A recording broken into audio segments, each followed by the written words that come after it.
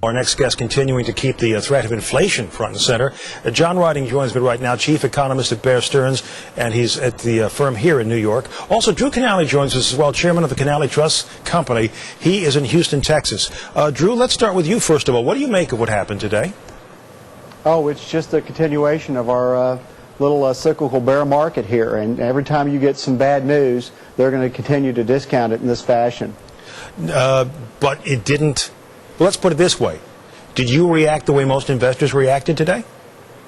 Well, I'd like to say we reacted last week to the run-up, which we did. We raised a little bit more cash for our accounts. We're just going to have to endure this misery for a little bit longer. It's going to be, the first half of this year before we see any good news. Okay, Drew, you want to pick it up there?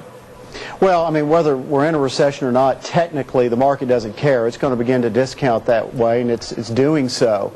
The inflation scare, we're going to differ there. I mean, at some point you're going to see the commodity prices roll over if we are slowing down. They just can't sustain the price of oil or some of these other commodities indefinitely if we're slowing down. So the inflation threat should go away. And the Fed's late. And they've been late for a long time, and it goes back to last spring. The spread between the 90-day T-bill and Fed funds has never been as wide or for as long, and we're still, almost 100 basis points apart now. They still have to continue to come down. And Drew, there were some economists out there who are perhaps still, certainly were, anticipating that the stimulus package would really give a boost sometime in the middle of this year.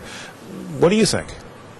The stimulus package is just a trade. They're going to take $1,000 from one constituency and give it to another. The net effect, there'll be a little blip, but overall it's just not going to be the cure-all for this economy. You have to be patient, let the Fed cuts finally hit, and more importantly, let credit get restored.